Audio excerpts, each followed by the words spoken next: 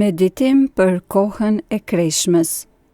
E shtuna e 4 e Kreshmës, Shën Jozefi, modeli heshtjes dhe i besnikrisë.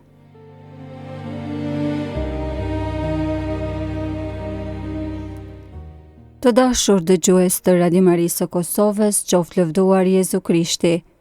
Ju përshëndes unora në këtë shtunë të 4 të Kreshmës. Kemi përshkuar një javë të thellë reflektimi mbi dritën e Krishtit, lutjen e vazhdueshme, fjalën e Zotit dhe shërbimin ndaj të afërmit.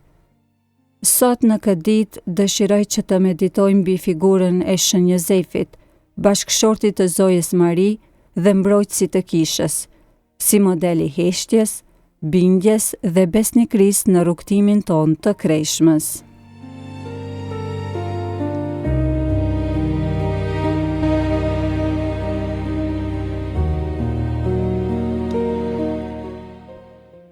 Për sot, le të dëgjojmë nga Ungjilli sipas Mateut, kapitulli 1, vargjet 24 dhe 25, ku Jozefi i bindet fjalës së engjëllit. Jozefi, si u zgjua nga gjumi, bëri siç i urdhëroi engjëlli i Zotit, e mori në shtëpi të fejuarën e vet.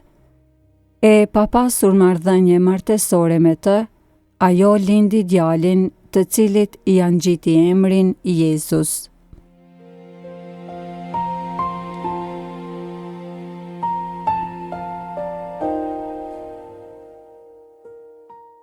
Të dashur dëgjues, Shën Jozefi është një figurë e jashtëzakonshme në Ungjil, shpesh i quajtur njeriu i heshtjes.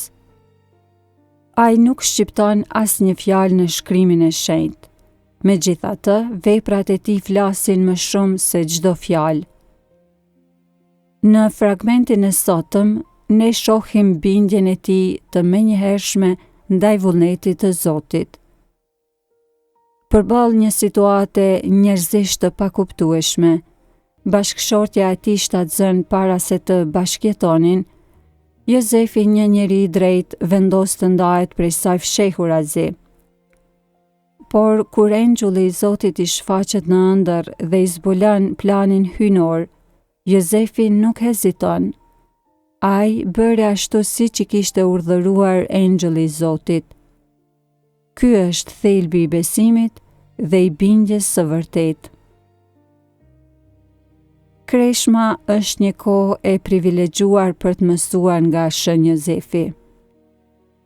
Sa shpesh e dëgjojmë zërin e Zotit, qoftë përmes leximeve të shkrimit të shenjtë, përmes predikimit, përmes ndërgjegjes sonë, apo përmes ngjarjeve të jetës, por hezitojmë të veprojmë. Jozefi na tregon rrugën e bindjes së menjëhershme, rrugën e besimit të plotë. Heshtja e Jozefit nuk është pasivitet. Ajo është një heshtje plot veprim, një heshtje plot dëgjem ndaj Zotit. Ajo është një heshtje që e lejon Zotin që të flasë dhe të veprojë. Në një botë plot zhurmë dhe shpërqendrime, Kreshma na fton që të kërkojmë momente heshtjeje, një lloj si Jozefi, me qëllim që ta dëgjojmë më qartë zërin e Zotit në zemrat tona. Besnikria e Jozefit është një tjetër mësim i rëndësishëm. Ai ishte besnik ndaj Zotit, ndaj Marisë dhe ndaj Jezusit, duke i mbrojtur dhe duke u kujdesur për ta me përkushtim. Ai ishte një mbrojtës i heshtur, por i fuqishëm, i familjes së shenjtë. Kjo besnikri u shfaq në çdo hap të jetës së tij, edhe kur rrethanat ishin të vështira. Kjo e shtunë na ofron një mundësi të mrekullueshme për t'ju afruar Shën Jozefit. Le t'i kërkojmë atij ndërmjetësimin që të na ndihmojë të jemi më të bindur ndaj vullnetit të Zotit, më të heshtur dhe më dëgjues ndaj zërit të tij dhe më besnik në përmbushjen e detyrave tona të përditshme. Ai është modeli i jetës së thjeshtë, por të shenjtë, e cila i pëlqen Zotit.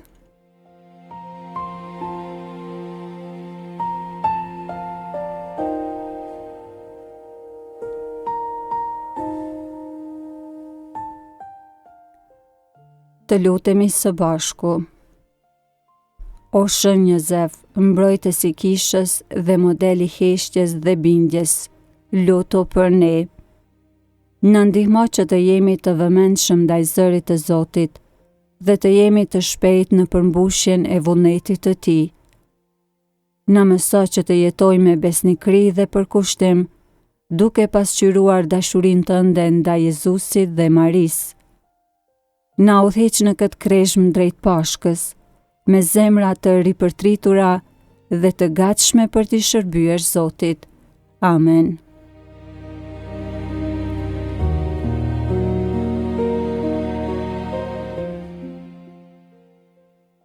Të dashur dëgjues, për këtë të shtunë juftoj që të bëni një akt të vogël bindjeje ndaj vullnetit të Zotit në një fushë të jetës suaj. Mund të jetë pranueshmëria një situate të vështirë me durim, ose mund të jetë bërja e një detyre që nuk ju pëlqen, por që e dini se duhet bërë.